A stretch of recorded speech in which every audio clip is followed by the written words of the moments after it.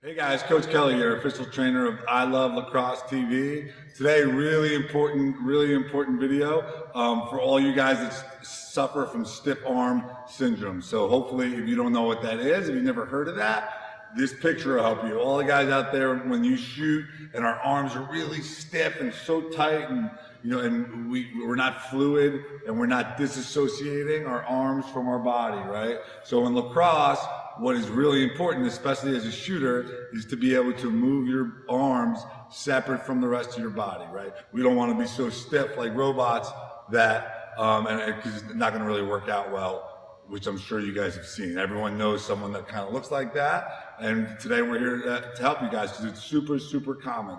For defensemen, for shooters, for everybody, this is a really important part of lacrosse. So one of the things that I do is try, instead of as a coach just yelling all the time and saying, do this, do that, I realized that some of you physically can't do what we're asking you to do. So I'm going to give you some drills that's going to fix that physical deficiency in your body, and you'll be able to shoot with loose arms in no time.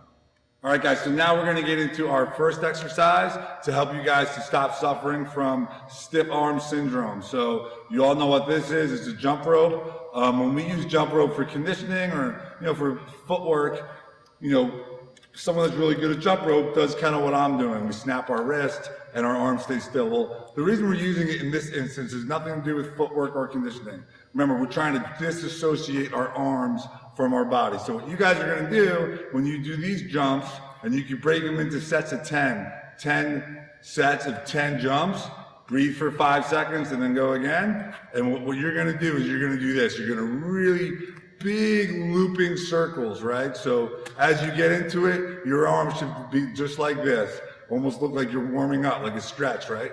Big loose arms. And that's going to go a long way. That's the first thing we're going to do. It's going to go a long way into teaching you what that should feel like. All right, guys, so now I'm going to show you our second exercise. It's going to help you guys with stiff arms really overcome that deficiency. So see what I'm going to do it, and then I'm going to explain what we're doing. So all I'm doing is I'm just, my upper back, my shoulder blades, right? So my shoulder blades are square up against the wall. My arms are straight, and I'm just lowering my arms down to around my belly button and back up. And so the key here is to keep your upper back on the wall. So in a perfect world, you'd be able to do this with your upper back, your butt, and your heels against the wall. But what I suggest is you're going to have to be like 6 to 8 inches. Your heels will be 6 to 8 inches away from the wall because we don't want a big arch in your back, okay?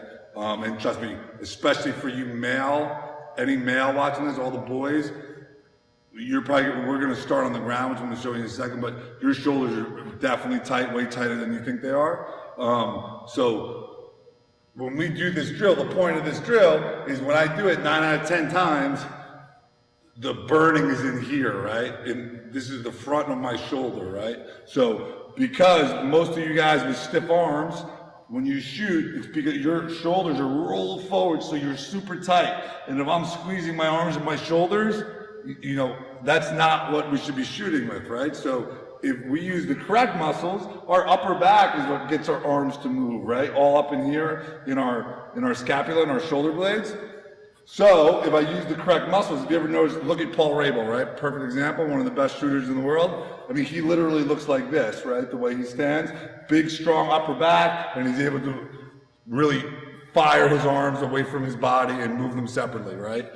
I bet most of you guys that struggle with stiff arms are a little bit more here, okay? So we're trying to fix that. So when you do this here, you should be feeling it in these muscles right here, right? Super important.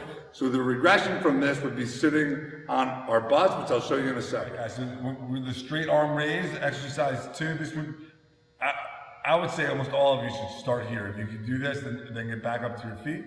Where you're going to squeeze your shoulder blades, get your arms straight out, lower them to about almost the floor, and come straight back up, all right? Keep going. You're going to do 10 of those. It should take 4 or 5 seconds. On the way down, you'll be very surprised at how difficult this is. If you notice my shoulders, I feel it on this in my upper back. My shoulders are moving. My upper back, my shoulder blades, I'm squeezing them up against the wall. If you feel it at all in here, I want you to stop. kind of shake your shoulders out and reset, okay? And that's perfect regression. That should work well. All right, guys, now I'm going to show you our final and third exercise to help break the stiff arm habit, the stiff arm syndrome. So this is our high plank. So it's going to be a tall kneeling, high plank. We're going to be on all fours, and we're trying to keep perfect posture. So just to show you guys while I'm standing, as you can see, if I'm just standing still, right, that's perfect posture. So this PVC pipe, there's 3 points of contact. It's touching my head, my back, and my butt, right? You know, so again, this is what we want to avoid. And if that does happen, the PVC pipe is going to show us. So I'm going to show you the exercise now. It's just, you're going to be on all fours. So it's a quadruped high plank with a PVC. All right, guys, so now I'm going to show you the final exercise, our quadruped high plank with PVC. So as you can see, quadruped basically means that we're setting up with our knees under our hips. This would not be under our hips. This is a common mistake. So our knees under our hips, I'm going to dig my toes in, and my hands are directly under my shoulders. Again, this is not under my shoulders.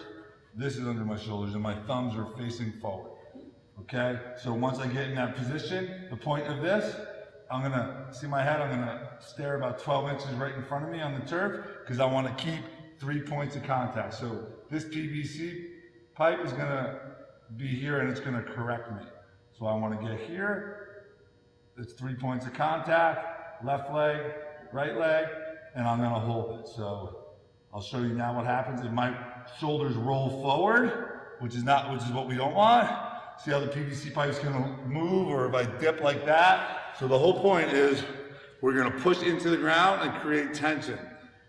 If one's the easiest and 10's the hardest, and you start doing this and there's a 4 or 5, you're doing it wrong. You got to do it you got to push in the ground so hard that as if a 200-pound man was going to jump on your back, right? So I'm going to push in. See how it almost starts shaking, so much tension, all right? And again, we don't want to roll our shoulders forward on this.